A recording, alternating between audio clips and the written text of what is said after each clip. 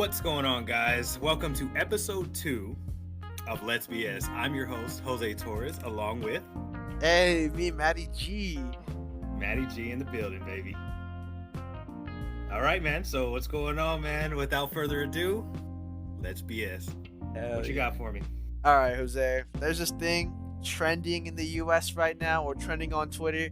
It's gonna be called "My 20s in 4 words." All right. So I know in the last podcast you mentioned your age. You know, you're 30, fresh out of your 20s. What are 4 words you can use to describe your 20s? Thanks for reminding me. Oh, my bad. Nah, I'm just kidding. No, but yeah, on a serious note. Oh my goodness, man. Four words. Man, dude, can I get 6? Oh, all right. We can do 6. Downright crazy as hell. Downright crazy. That's it. That's 5. Yeah, but if you count, I don't know, 5. Let's just be 5 then, dude. No, but I'll be clear. I can't do it in 4 words, all right? I ain't gonna lie to you, but your 20s are insane, bro. Like, 20s are insane. If you're in your 20s and you're listening to this, just freaking enjoy it, because it's not the same after. You know what I mean? Really?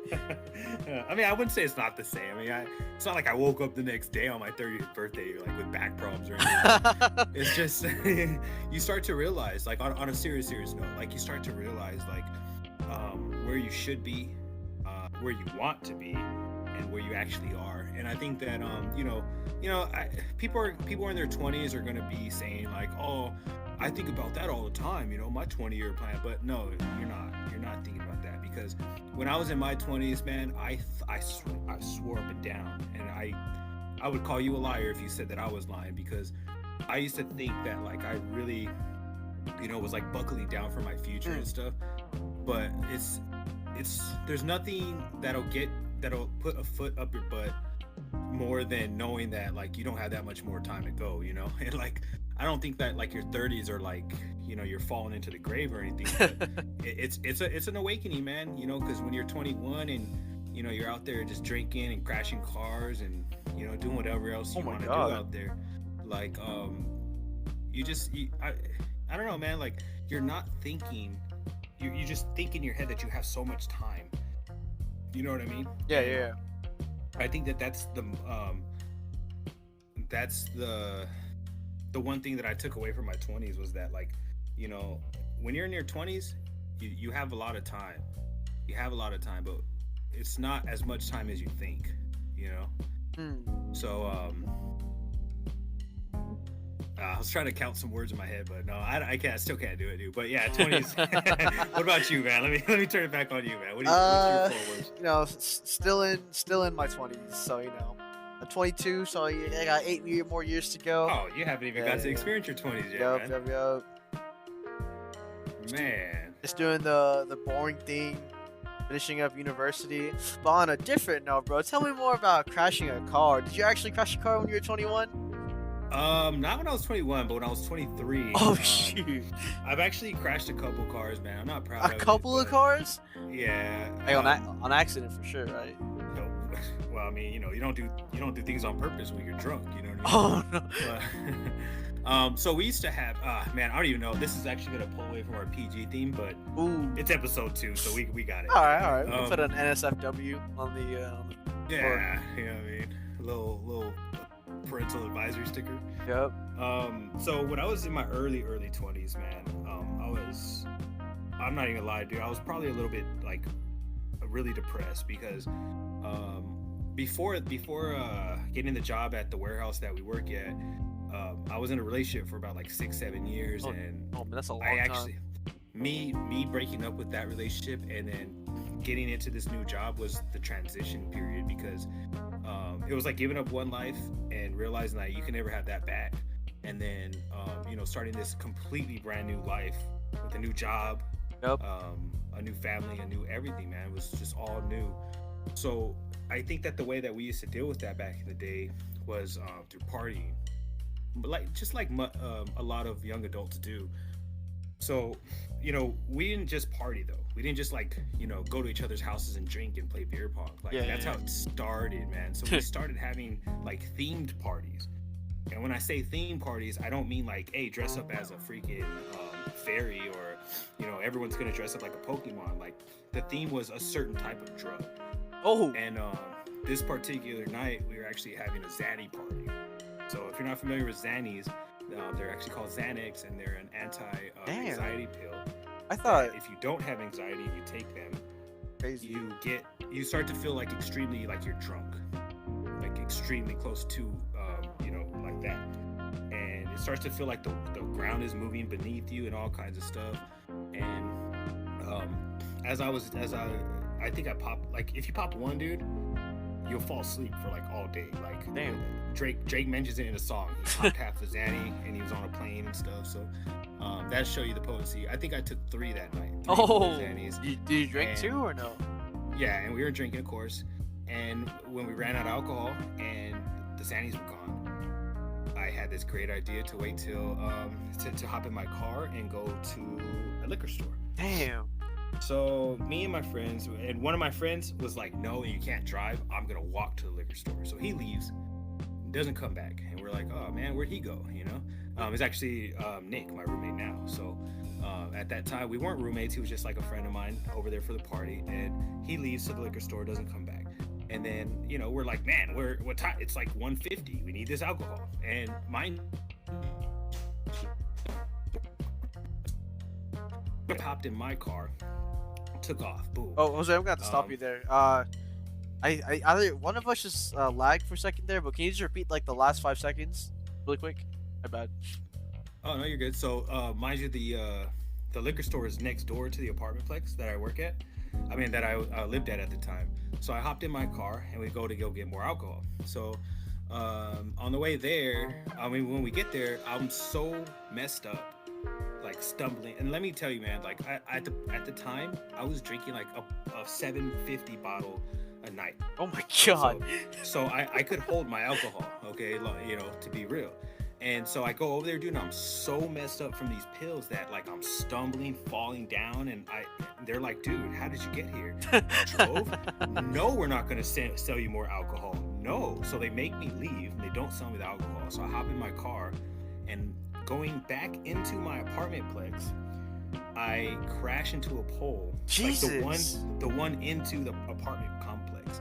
Like, when you have those gates that open up with like a remote control. Yeah. And then sometimes there's like a pole in the middle that separates the in and out.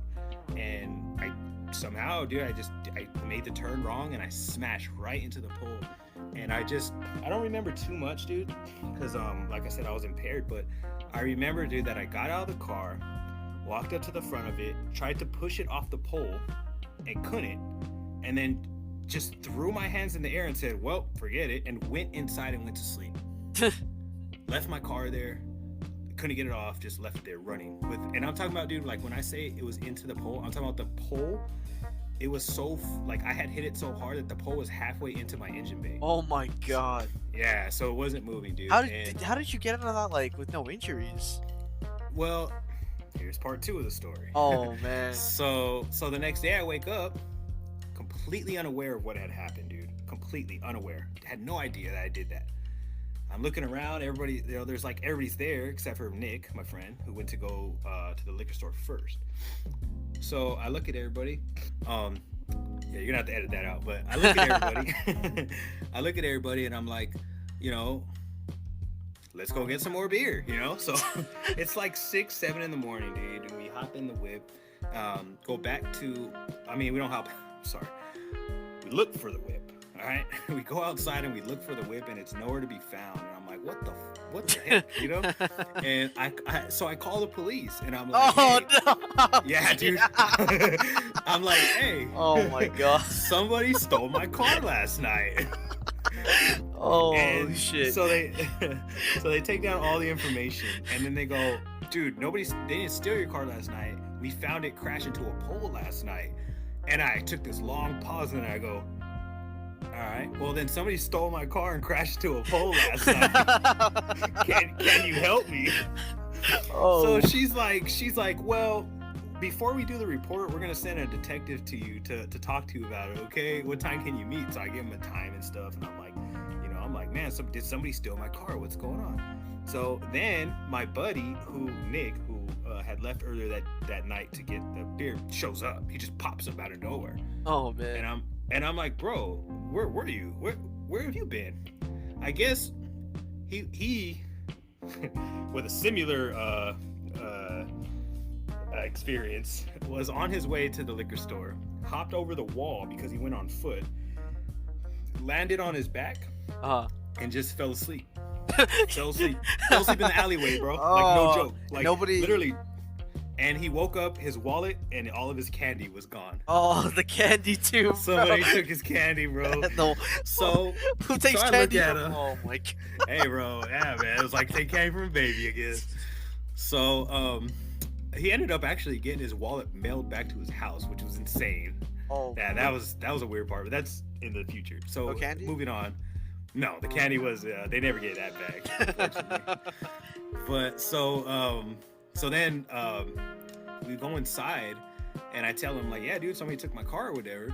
Go inside, and my buddy was reminding me of how I was so drunk when I left that I couldn't even walk. And I'm like, that's weird. I look in the mirror, dude, and I had a seatbelt mark across my face and all up on my chest, dude. Maybe that's one of the police.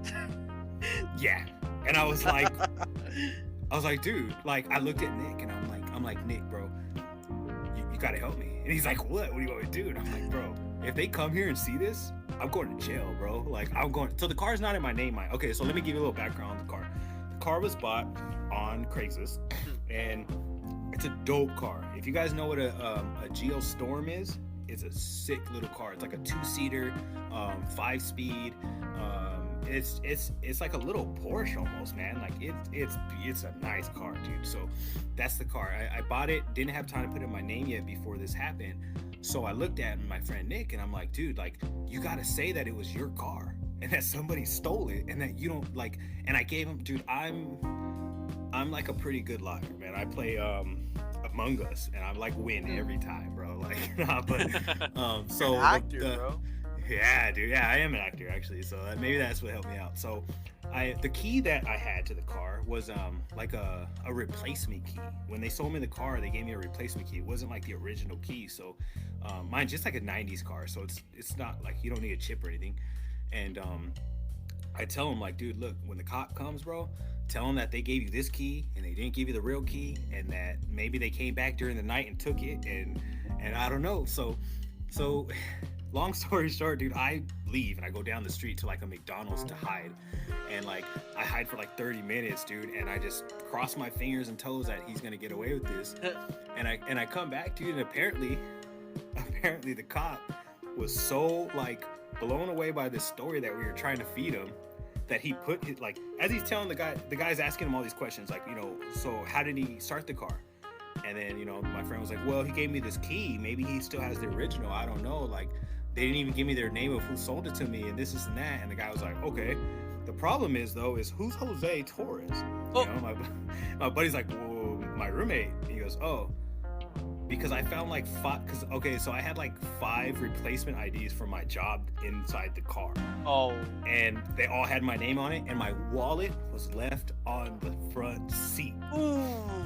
Yeah, dude. So somehow I left the freaking wallet on the seat with my ID, driver's license, everything. And the cop's like, I think your roommate stole your car and crashed it.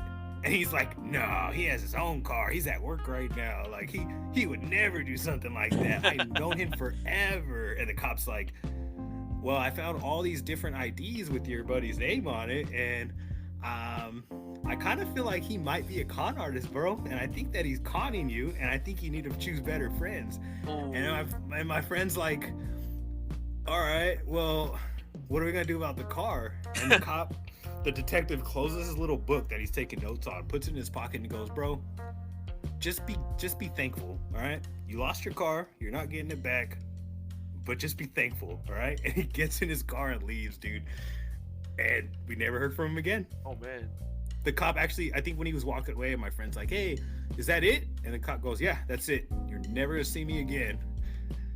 And yeah, so somehow I got away with smashing a car. The cop did say that he like tore the car apart, like looking for drugs and stuff. because he like I think that if they would have found something in the car, they probably would have pursued the case more. But he was just like, dude, I don't have time for this. Like, I'm off duty, you know what I mean? I'm getting out of here. So yeah, dude, that's the story, man. Of crashing cars in my 20s. Yeah, man. That's all good. And if anybody who's listening tries to snitch on Jose, it's way past the statute of limitations for that. So yeah, you ain't getting me.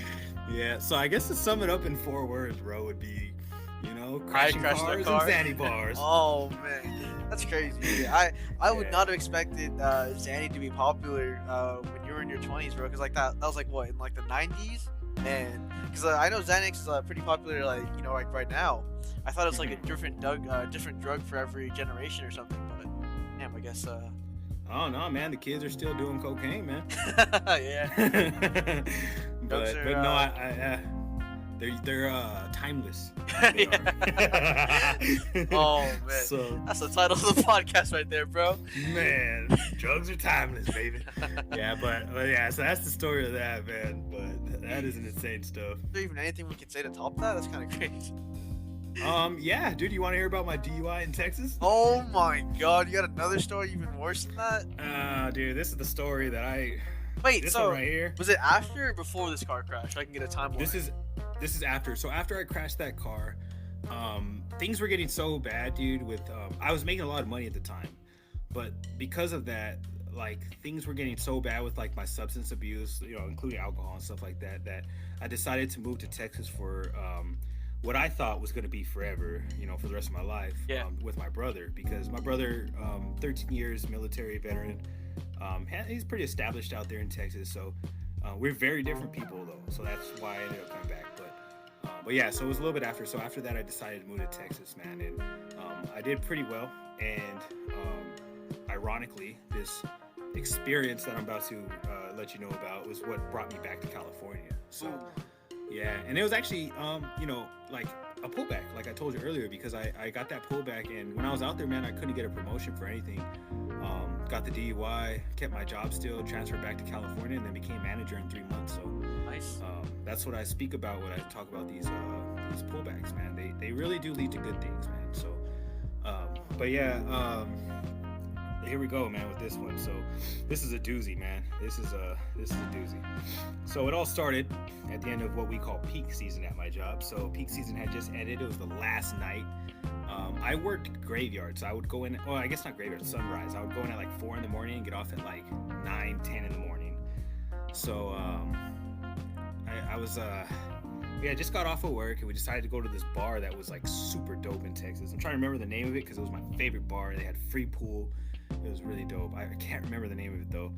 But it's in El Paso, Texas. If you guys know what I'm talking about, let us know. But it has free pool and stuff. So I go to this bar with a couple of my friends, like 3 or 4 of my friends from my job, and we're celebrating the end of peak season. And I must have taken, bro, and mind you, I can hold my liquor, I swear. But I'm taking like Adioses and, you know, just a bunch of mixed drinks and beers all night, just drunk, drinking. And then this is what really sucked about this, is that I was actually I didn't have a car when I lived in Texas, so I had borrowed my brother's car. And you know, I leave the bar at like 2 in the morning, and we went across the street to a Taco Bell. And apparently, dude, I'm eating, and halfway through my meal, I just put my food down and go, I gotta go, guys, I gotta leave. I don't know why. I don't know why I would have done that, or they didn't know why or anything. So I get in my car, and I start heading towards the freeway. And when I'm going to the freeway, traffic's moving really slow, and then the lane next to me is like wide open to get to the freeway. So I'm like, why is nobody going in this lane, you know? So I go into the empty lane next to me, and I smash on the accelerator thinking that it's an empty lane, and that just thinking that nobody's getting on the freeway. Well, little did I know, there was a cop towing somebody's car in that lane. And I'm not talking about I'm not saying that he was in his car. He was outside of his car, standing there, and I came a foot away from smashing into him. A cop is standing in the road on foot, and I almost run him over with my car. So he stops me, obviously, walks up to my driver's side, and I just reek of alcohol. Oh no. So he proceeds to arrest me, and I don't know at what point it happened, but at some point I just went ballistic, man. And I remember going to jail, and they put me in the cell, and dude, I was just acting crazy. You've been to jail? I've actually been to jail twice, and Oh, yeah, no. I've been to jail twice, man. So I'm in jail, and I don't know why, dude. I'm just losing it. I'm in there, and I'm kicking the cage, cussing at the cops, like, just like somehow I don't know how I did it, bro. But twice the handcuffs came off of my hand somehow, and it What is wasn't like I was, yeah, it wasn't like I was trying to get them off, dude. It was like they didn't put it on right or something. So, it for some, I think what was making me so upset was that over there when you're in holding, which is like the jail before jail, Yeah. over there for some reason they keep the handcuffs on you, and they don't do that in California. So I'm in a cage with handcuffs on, and I'm wondering why. Like, why are my handcuffs still on? I can't even lay down or anything. So somehow they came off, and dude, I'm like cussing these cops out, and they come in, and pretty much, dude, the stuff that I was doing insane. Like, I would not look the same if I did that in California or LA. You know what I mean? Like, these cops must have had so much patience with me, man, because I just remember like being like an idiot. Oh So my God. I think that was like to this day now, because of that, bro. Like, I will not drink and drive, man. Like, I'm against drinking and driving. I'm not like mothers against drinking and driving or whatever they call it, mad. I'm not with that, but I learned my lesson, man, because I mean, I could have killed a cop. I could have got killed. If I was very upset, dude, that like I got arrested at first, but then as I got a little older, especially now that I'm reaching 30, like, you look back and you're like, what if you didn't? What if you would have got on that freeway? Like, how many people could you have killed? How many Yeah. people could you have injured? How much damage could you have created? Like, Scary stuff, bro. yeah, man, I could have ran that cop over, dude, easily, and then some kid somewhere doesn't have a dad anymore. Like, those are things that I think about, man. Like, and again, I think it all goes back to like what we were talking about last time, where it was just like, that's just the way I was dealing with how I was unhappy with the world. So Right. but I think that was a huge turning point for me, man. That was like the end of that big pullback, because then, like I said, came back to California, and just life just accelerated, towards the positive in just such a great way. Yeah, it's just such a great thing, man. You had some negative stories, but it ended it up all great in the end. And Jose, I'm gonna have to stop you right there. This is gonna be the end of our second podcast. Any parting messages for these guys, Jose? I just honestly felt like I talked the entire podcast, man. But thank It's you all guys. good. It's another good story, bro. Another good Thank story. you guys, man. I appreciate you guys for stopping by and listening and BSing with us all day, man. We've had a great time with episode 2. It's Jose Torres with Matty G.